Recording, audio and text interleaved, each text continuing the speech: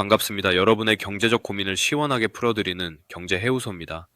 은퇴를 앞두고 있거나 이미 은퇴 생활을 시작한 50대 이상의 부부들을 위해 가장 현실적이고 효율적인 자산 관리 전략을 제안하고자 합니다. 은퇴 후의 투자는 자산의 규모를 무리하게 키우는 것보다 현재의 자산을 지키면서도 매달 필요한 현금을 안정적으로 창출하는 시스템을 구축하는 것이 핵심입니다. 특히 부부가 함께 노후를 준비할 때 가장 먼저 부딪히는 실무적인 질문인 연금 저축의 명의 관리와 자산 배분 전략에 대해 심도 있게 다루어 보겠습니다. 결론부터 말씀드리면 부부가 각각의 명의로 계좌를 개설하여 따로 관리하는 것이 세무와 운용 측면에서 훨씬 유리한 전략입니다. 제가 그 이유를 명확하게 짚어드리겠습니다. 첫 번째 이유는 세액공제 혜택이 인별로 적용되기 때문입니다. 연금저축의 가장 큰 장점인 세액공제는 개인의 소득 수준에 따라 결정됩니다. 각자 명의로 납입해야 두 사람 모두 본인의 소득에 맞춰 13.2% 또는 16.5%의 환급금을 확실히 챙길 수 있습니다. 만약 부부 중 한 명의 소득이 상대적으로 낮다면 세액공제율이 더 높은 16.5% 구간에 해당하는 소득이 낮은 쪽의 계좌를 먼저 채우는 것이 가계 전체의 환급액을 높이는 전략입니다. 두 번째 이유는 노후 연금 수령의 유연성이 높아지기 때문입니다. 연금 저축은 5년 이상 유지하고 만 55세가 넘어야 연금으로 수령할 수 있습니다. 각자 계좌를 가지고 있으면 나중에 은퇴식이나 자금 필요 상황에 맞춰 한 명은 먼저 수령을 시작하고 다른 한 명은 나중에 받는 식으로 시기를 조절할 수 있습니다. 또한 건강보험료 및 종합소득세 관리 측면에서도 분산이 필수적입니다. 나중에 연금을 받을 때 한 사람에게 수령객이 몰려 연간 1,500만 원을 초과하게 되면 종합소득세 합산이나 건강보험료 인상과 같은 세금 문제가 발생할 수 있습니다. 부부가 나누어 받으면 인당 수령액이 분산되어 이러한 세금 부담을 합리적으로 낮출 수 있습니다. 물론 소득이 있는 사람 명의로 몰아주어야 하는 예외적인 경우도 있습니다. 배우자가 소득이 전혀 없는 무직 상태라면 그분 명의로는 세액공제를 받을 수 없기 때문입니다. 이럴 때는 소득이 있는 배우자 명의의 계좌에 집중하여 세금 환급 혜택을 온전히 누리는 것이 맞습니다. 하지만 부부 모두 소득이 있다면 각자 계좌를 유지하는 것이 정석입니다. 이것은 단순한 저축의 분산이 아니라 부부가 각자의 세금 환급권을 독립적으로 사용하는 가장 효율적인 방법입니다. 이제 2026년의 경제 환경에 맞춘 구체적인 자산 운용 전략으로 들어가 보겠습니다. 은퇴 소득 절벽이 현실화된 50대 이상의 투자자에게 권장하는 방식은 지수형 자산을 통한 원금 성장과 월배당 자산을 통한 현금 흐름 창출을 결합한 하이브리드 포트폴리오입니다. 지수형 투자는 자산의 실질 구매력을 보존하는 역할을 하며 월배당 투자는 매달 발생하는 고정 지출을 해결하는 역할을 합니다. 50대 이상의 은퇴자에게 권장하는 황금 비율은 지수형 자산 50%와 월배당 자산 50%의 구성입니다. 자산의 절반은 시장의 장기적인 우상향에 맡겨 미래의 물가 상승에 대응하고 나머지 절반은 매달 발생하는 생활비를 충당하여 심리적 안정감을 확보해야 합니다. 지수형 자산의 핵심은 미국의 S&P 500과 나스닥 100입니다. S&P 500은 미국 우량기업 500개에 분산 투자하여 시장의 평균적인 성장을 가져가기에 적합하며 나스닥 100은 기술주 중심의 성장을 통해 자산 가치를 인플레이션보다 빠르게 증대시킵니다. 은퇴자라 하더라도 자산의 일부를 성장성이 높은 지수에 배치해야 장기적인 노후 생활비의 실질 가치를 지켜낼 수 있습니다. 화폐 가치는 하락하고 수명은 늘어나는 현실에서 자본이 스스로 성장하게 만드는 구조를 만드는 것은 은퇴 설계의 필수 요건입니다. 동시에 월배당 자산을 선택할 때는 현재의 분배율 숫자만 보고 판단하는 오류를 범해서는 안 됩니다. 분배금은 많이 주지만 주가가 지속적으로 하락하여 전체 자산 가치를 훼손하는 상품은 경계해야 합니다. 따라서 배당 성장주 중심의 ETF나 하락장에서 방어력이 확인된 전략 상품을 적절히 혼합해야 합니다.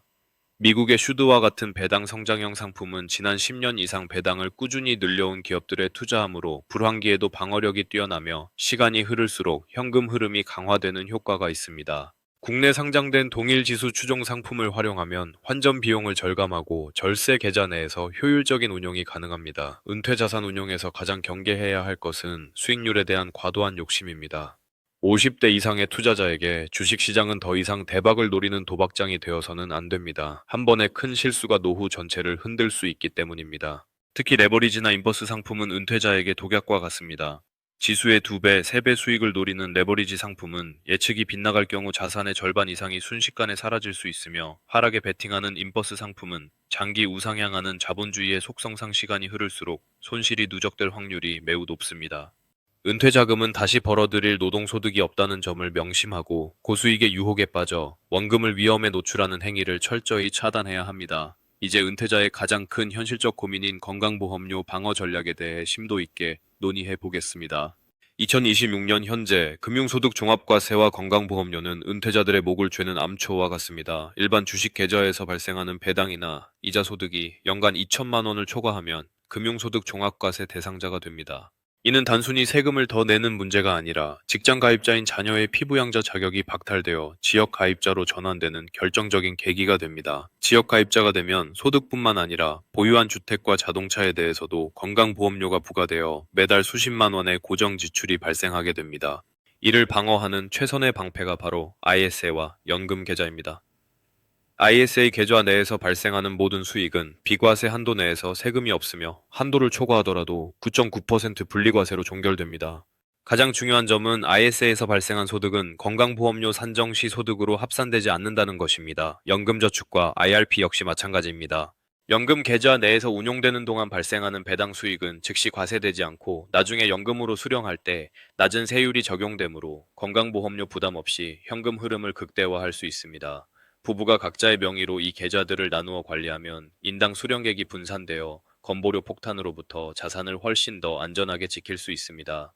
실질적인 자산 재배치를 위해 10억 원 규모의 은퇴 자금을 보유한 부부의 시나리오를 그려보겠습니다. 남편과 아내가 각각 5억 원씩 자산을 나누어 관리한다고 가정합니다. 가장 먼저 할 일은 각자의 ISA 계좌 한도를 꽉 채우고 연금저축과 IRP에 매년 최대 한도로 납입하는 것입니다. 구체적인 배분은 다음과 같습니다. 각자 2억 5천만 원은 미국의 S&P 500과 나스닥 100 ETF에 나누어 투자하여 장기적인 자산 성장을 도모합니다. 나머지 2억 5천만 원은 월배당 ETF와 만기 매칭형 채권 ETF, 그리고 우량 리츠에 분산하여 매달 고정적인 현금 흐름을 만듭니다. 이러한 하이브리드 포트폴리오를 통해 연 5%의 배당 수익률을 확보한다면 부부 합산 10억 원의 자산에서 매달 약 400만 원 이상의 현금이 발생하게 됩니다. 여기에 국민연금이나 주택연금이 더해진다면 노동소득 없이도 품격 있는 노후 생활이 가능한 구조가 완성됩니다. 이때 중요한 것은 시장이 흔들려도 배당이라는 예비 연료가 통장에 꽂히기 때문에 주가 하락기에 공포에 질려 우량한 지수형 자산을 매도하는 실수를 범하지 않게 된다는 점입니다. 배당금은 하락장을 견디게 하는 심리적 안정제이자 저평가된 주식을 추가 매수할 수 있는 강력한 실탄이 됩니다. 인플레이션 방어를 위한 자산의 다각화도 빼놓을 수 없습니다. 주식과 배당주만으로는 2026년의 복합적인 경제 변동성을 완벽히 방어하기 어려울 수 있습니다.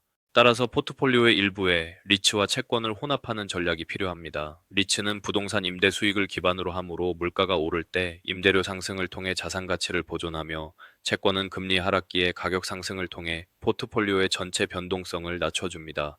특히 50대 이후에는 수익률을 1% 높이는 것보다 자산의 하락폭을 5% 줄이는 것이 장기적인 생존에 훨씬 유리합니다. 마지막으로 리밸런싱의 기계적 실행을 강조하고 싶습니다.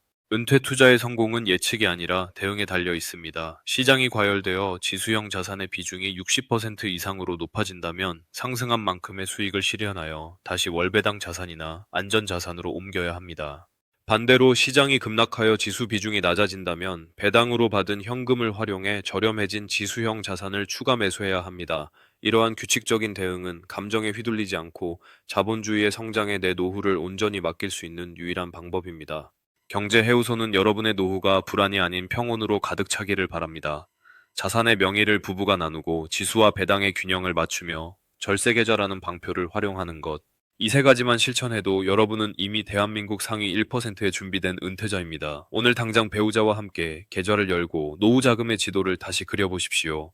시간은 흐르고 물가는 오르지만 정교하게 짜인 여러분의 시스템은 그 어떤 풍파 속에서도 여러분의 삶을 든든하게 지켜줄 것입니다. 2026년 하반기로 접어들며 우리가 가장 눈여겨봐야 할 것이 경제적 변수는 바로 금리의 방향성입니다.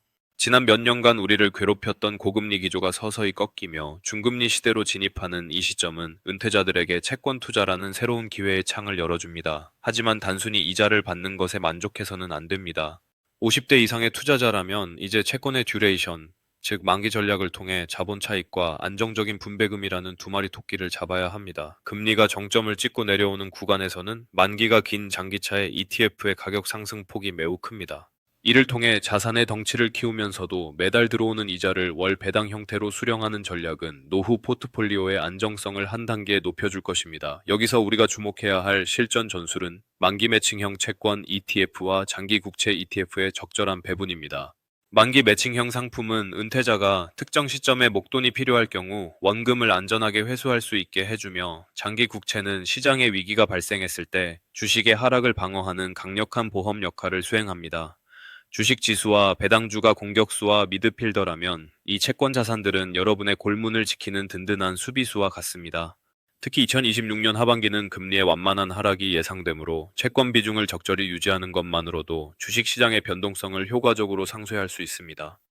자산의 운용만큼이나 은퇴자들의 밤잠을 설치게 하는 주제는 상속과 증여입니다. 많은 분이 자산의 이전을 사후의 일로 미루지만 2026년에 강화된 세법 체계 안에서는 사전 증여가 노후 자산 보존의 핵심입니다. 핵심은 자녀에게 단순히 현금을 물려주는 것이 아니라 우리가 구축한 이 현금 흐름 시스템 자체를 이전하는 것입니다. 자녀 명의의 계좌로 지수형 ETF나 배당 성장형 주식을 증여하면 증여 시점의 가액으로 세금이 산정됩니다. 이후 자산이 불어나고 배당금이 늘어나는 부분에 대해서는 자녀가 추가적인 세금 부담 없이 온전히 자산을 키워갈 수 있습니다. 이는 자녀에게 고기를 잡아주는 것이 아니라 고기 잡는 배와 그물을 물려주는 가장 현명한 부의 대물림 방식입니다. 특히 손주들에게 이른 시기에 증여를 실행하는 것은 복리의 시간을 선물하는 것과 같습니다.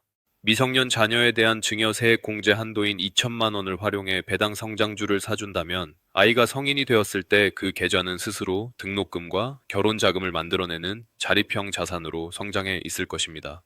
부모와 조부모가 자산의 명의를 나누고 절세 계좌를 활용하는 모습을 직접 보여주는 것 자체가 자녀들에게는 그 어떤 경제 교육보다 값진 유산이 됩니다.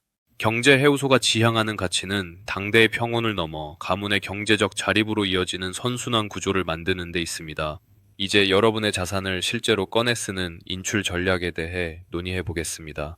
자산을 쌓는 것보다 어려운 것이 바로 세금 없이 현명하게 꺼내 쓰는 법입니다. 2026년 현재 사적 연금 수령액이 연간 1,500만 원을 초과하면 수령객 전체에 대해 분리과세를 선택하거나 다른 소득과 합산하여 종합과세를 적용받아야 합니다. 여기서 부부가 각자 명의로 계좌를 분산해 놓은 효과가 빛을 발합니다. 한 명의 계좌에서 3천만 원을 인출하면 세금 부담이 커지지만, 부부가 각각 1,500만 원씩 나누어 수령하면 가장 낮은 수준의 연금소득세만 부담하면 됩니다. 또한 인출 순서의 법칙을 기억하십시오. 가장 먼저 일반 주식 계좌의 자산을 활용하고 그 다음으로 ISA, 마지막으로 연금저축과 IRP 순서로 인출하는 것이 유리합니다. 절세 혜택이 큰 주머니일수록 가급적 늦게까지 유지하여 과세 이연을 통한 복리 효과를 끝까지 누려야 하기 때문입니다. 특히 ISA에서 연금 계좌로 자금을 전환할 때 주어지는 추가 세액 공제 혜택은 은퇴 초기에 세금을 한 푼이라도 더 아껴야 하는 우리에게 놓쳐서는 안 될 치트키와 같습니다. 아낀 세금은 다시 투자 원금이 되어 여러분의 노후를 더 길고 풍요롭게 만들어줄 것입니다. 투자는 단순히 숫자의 게임이 아니라 인내와 원칙의 싸움입니다. 주가 창을 매일 들여다보며 일희일비하기보다는 내가 설계한 시스템이 매달 배당이라는 결과물을 내놓고 있는지에 집중하십시오. 2026년에 거친 경제 환경 속에서도 명의의 분산, 지수와 배당의 조화, 그리고 절세 계좌라는 삼박자가 갖춰진 포트폴리오는 결코 무너지지 않습니다. 경제 해우소는 여러분이 자본주의의 성과를 온전히 누리며 존엄하고 평온한 노후를 보내시길 진심으로 응원합니다. 오늘 우리가 나눈 이 깊이 있는 전략들이 여러분의 계좌를 넘어 인생 전체의 평안을 가져다주는 귀한 열쇠가 되기를 바랍니다. 자산의 지역적 분산과 통화의 다각화에 대해 더 깊이 들어가 보겠습니다. 2026년 하반기 현재 대한민국 원화 자산에만 집중하는 것은 국가 리스크를 온전히 떠안는 행위입니다. 은퇴자에게 가장 중요한 것은 자산의 절대적 액수보다 그 자산이 가진 실질적인 구매력의 유지입니다. 원화 가치가 하락할 때 내 노후 자금의 가치를 지켜줄 수 있는 것은 달러뿐만 아니라 엔화와 유로화 같은 글로벌 주요 통화 자산입니다.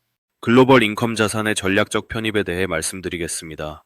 미국 시장의 S&P 500과 나스닥 100이 성장의 중심이라면 일본과 유럽의 고배당 자산은 포트폴리오의 변동성을 낮추는 훌륭한 보완제입니다. 일본의 경우 2026년 현재 기업 지배구조 개선이 정착 단계에 접어들며 주주 환원율이 비약적으로 상승했습니다. 특히 일본 리츠는 낮은 조달 금리를 바탕으로 안정적인 배당 수익률을 제공하며 엔저 현상이 해소되는 과정에서 환차익까지 기대할 수 있는 구간입니다. 유럽의 전통적인 배당주들 역시 무시할 수 없습니다. 스위스의 제약, 독일의 제조, 프랑스의 소비자의 기업들은 수십 년간 배당을 삭감하지 않은 탄탄한 이력을 가지고 있습니다.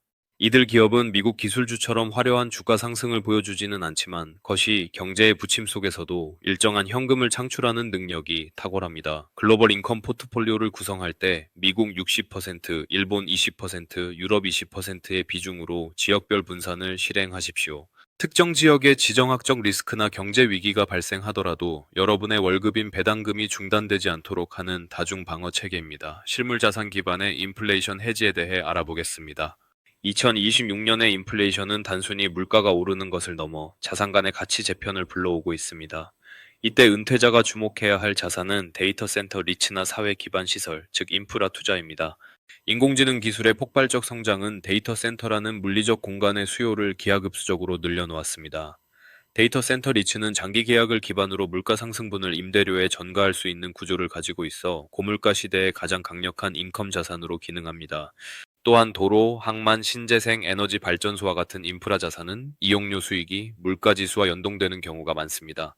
포트폴리오의 10% 내외를 이러한 실물 자산 기반 ETF에 할당함으로써 종이 자산이 가진 취약성을 보완하고 실질 구매력을 방어하는 전략을 취해야 합니다. 은퇴 초기 투자자들이 반드시 이해해야 할 수학적 위협은 수익률 순서 위험입니다. 은퇴 직후 1년에서 3년 사이에 시장이 급락하고 그 시기에 생활비를 위해 자산을 매도하게 되면 포트폴리오의 회복 탄력성은 영구적으로 손상됩니다. 이를 방어하기 위해 현금 바구니 전략을 제안합니다.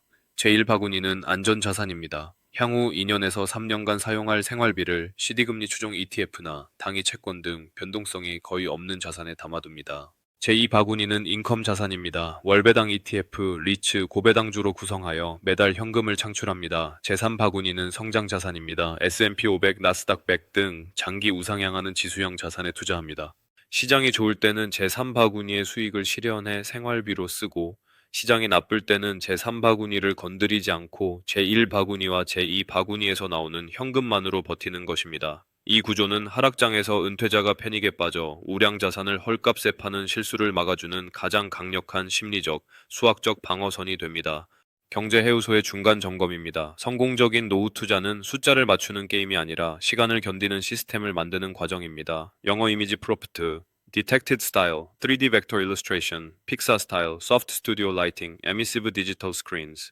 Character Profile, 3D rendered middle-aged male, matching the reference image, short brown hair, round black glasses, neat charcoal gray suit, white shirt, blue tie, standing with a calm, wise expression. Behind him, a massive holographic sand timer icon is integrated into a complex golden gear system. Floating checkmark icons orbit the character, no text. 한국에어 배원역, 글로벌 자산 분산과 실물 자산의 편입, 그리고 수익률 순서 위험에 대한 대비가 갖췄을 때 비로소 여러분의 노후는 외부 환경의 변화로부터 자유로워질 수 있습니다. 투자의 시야를 국내를 넘어 세계로, 주식을 넘어 실물로 확장하십시오. 그것이 2026년이라는 거친 바다를 항해하는 은퇴자의 품격이자 실력입니다. 2026년 하반기의 외환 시장은 과거 어느 때보다 높은 변동성을 보이고 있습니다. 대한민국 원화의 가치는 국내의 저출산 고령화 가중과 잠재 성장률 하락이라는 구조적 문제로 인해 주요국 통화 대비 약세 압력을 지속적으로 받고 있습니다. 50대 이상의 은퇴 투자자에게 자산의 지역적 분산은 이제 선택이 아닌 생존의 문제입니다. 전체 자산을 국내 자산에만 집중하는 것은 대한민국이라는 국가의 신용도와 경제 상황에 내 모든 노후를 거는 위험한 도박입니다. 따라서 글로벌 인컴 자산을 포트폴리오에 편입하여 통화 가치 하락에 따른 구매력 손실을 방어해야 합니다. 가장 먼저 고려해야 할 지역은 일본입니다. 2026년 현재 일본 시장은 오랜 저금리 기조를 끝내고 정상적인 금리 체계로 진입하면서 기업들의 지배구조 개선과 주주 환원 정책이 강력하게 실행되고 있습니다. 특히 일본의 리츠와 고배당 ETF는 미국 시장 대비 밸류에이션 매력이 높으며 엔화 가치가 저평가된 구간에서 이를 편입하는 것은 향후 엔화 가치 정상화에 따른 추가 수익까지 기대할 수 있는 전략입니다. 엔화 자산은 시장의 위기 상황에서 달러와 함께 안전 자산으로 분류되므로 원화 가치 급락 시 포트폴리오의 전체 변동성을 낮춰주는 보완자의 역할을 수행합니다. 유럽 시장의 고배당 기업들 역시 주목해야 합니다. 독일, 프랑스, 스위스 등의 전통적인 제조 및 금융 기업들은 미국 기술주와 같은 폭발적인 성장은 없으나 안정적인 현금 흐름을 바탕으로 높은 배당 수익률을 유지해 높았습니다. 유로화 자산을 일정 부분 보유하는 것은 달러 일변도의 외화 구성에서 벗어나 지정학적 리스크를 분산하는 효과가 있습니다. 글로벌 인컴 포트폴리오를 구성할 때 미국 60%, 일본 20%, 유럽 20%의 비중으로 지역별 배당주를 분산하십시오. 이는 특정 국가의 경제 위기가 전체 노후 자금의 현금 흐름을 중단시키는 사태를 방지하기 위한 최소한의 장치입니다. 여기서 환해지 상품과 환노출 상품의 선택 기준을 명확히 설정해야 합니다. 은퇴자들에게 권장하는 기본 원칙은 지수형 성장 자산은 환노출형으로 채권 및 월배당 인컴 자산은 환해지형과 환노출형을 절반씩 혼합하는 것입니다. 지수형 자산을 환노출형으로 보유하는 이유는 대한민국 경제가 위기에 처해 원화 가치가 떨어질 때 달러 가치 상승을 통해 자산의 평가 금액을 방어하기 위함입니다. 반면 매달 생활비로 인출해야 하는 월배당 자산의 경우 환율 변동에 따라 원화로 수령하는 금액이 널뛰기를 하면 안정적인 생활 계획을 세우기 어렵습니다. 따라서 생활비 목적의 분배금은 환해지 상품을 통해 확정된 원화 금액을 수확하고 자산 방어 목적의 분배금은 환노출 상품을 통해 달러 자산을 축적하는 이원화 전략이 필요합니다. 2026년 이후의 배당 시장에서 우리가 주목해야 할 또 다른 거대한 흐름은 인공지능 기술이 전통적인 배당 기업들의 체질을 바꾸고 있다는 점입니다. 과거에는 유틸리티, 필수 소비자의 통신업종 등이 혁신과는 거리가 먼 정체된 산업으로 분류되었습니다. 하지만 인공지능을 통한 운영 효율화와 비용 절감은 이들 기업의 영업이익률을 구조적으로 개선시키고 있습니다. 비용이 줄어들면 기업은 더 많은 잉여 현금 흐름을 확보하게 되고 이는 곧 주주를 위한 배당금 증액으로 이어집니다. 따라서 기술주가 아니라는 이유로 전통 산업을 소홀히 해서는 안 됩니다. 인공지능 기술을 적극적으로 도입하여 수익성을 개선하는 전통의 배당 귀족주들은 인플레이션을 넘어서는 배당 성장을 보여줄 핵심 자산이 될 것입니다. 은퇴 초기 투자자들이 반드시 이해해야 할 수학적 위협은 수익률 순서 위험입니다. 은퇴 직후 1년에서 3년 사이에 시장이 급락하고 그 시기에 생활비를 위해 자산을 매도하게 되면 포트폴리오의 회복 탄력성은 영구적으로 손상됩니다. 원금이 크게 깎인 상태에서는 나중에 시장이 반등하더라도 복리 효과를 누릴 기본 체력이 부족해지기 때문입니다. 이를 방어하기 위해 현금 바구니 전략을 제안합니다. 향후 2세 3년간 사용할 생활비를 변동성이 거의 없는 안전자산에 담아두는 제1바구니, 월배당 ETF와 리츠로 현금을 창출하는 제2바구니, 그리고 지수형 자산으로 장기 성장을 도모하는 제3바구니를 나누는 것입니다. 시장이 좋을 때는 제3바구니의 수익을 실현해 생활비로 쓰고, 시장이 나쁠 때는 제3바구니를 건드리지 않고 제1바구니와 제2바구니에서 나오는 현금만으로 버티는 것입니다. 이 구조는 하락장에서 은퇴자가 패닉에 빠져 우량 자산을 헐값에 파는 실수를 막아주는 가장 강력한 심리적, 수학적 방어선이 됩니다. 성공적인 노후 투자는 숫자를 맞추는 게임이 아니라 시간을 견디는 시스템을 만드는 과정입니다. 자본주의는 끊임없이 팽창하고 전 세계 우량 기업들은 여러분의 노후를 위해 잠들지 않고 일하고 있습니다. 이제 구체적인 종목 선별의 기술로 들어가 보겠습니다. 2026년의 시장에서 은퇴자가 가장 경계해야 할 단어는 높은 배당률 그 자체입니다. 표면적인 배당 수익률이 높다는 것은 주가가 그만큼 하락했거나 기업이 미래 성장 동력을 깎아내며 무리하게 배당을 지급하고 있다는 신호일 수 있습니다. 우리는 여기서 잉여 현금 흐름과 배당 성향이라는 두 가지 핵심 필터를 사용해야 합니다. 잉여 현금 흐름은 기업이 영업 활동을 통해 벌어들인 돈에서 설비 투자 등을 제외하고 실제 손에 쥐는 현금을 말합니다. 이 현금이 풍부한 기업만이 경제 위기 상황에서도 배당을 삭감하지 않고 유지할 수 있는 기초 체력을 가집니다.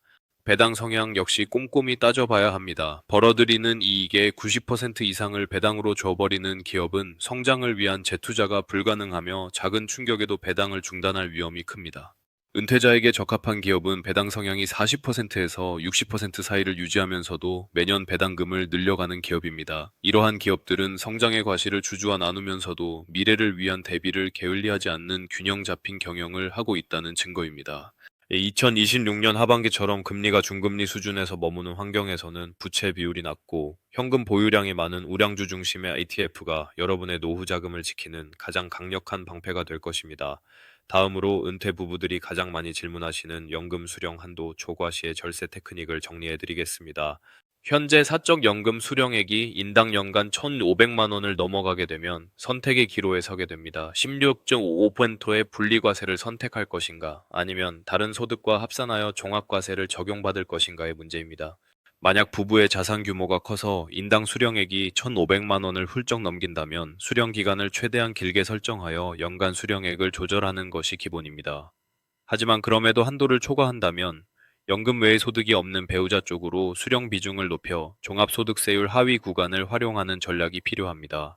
또한 연금저축 계좌 내에서 발생한 수익 중 세액공제를 받지 않은 원금 부분은 언제든지 세금 없이 인출이 가능하다는 점을 활용하십시오. 많은 분이 연금 계좌에서 돈을 꺼내면 무조건 세금을 내야 한다고 오해하지만 공제받지 않은 자금은 인출 순서상 가장 먼저 나오며 과세 대상에서 제외됩니다.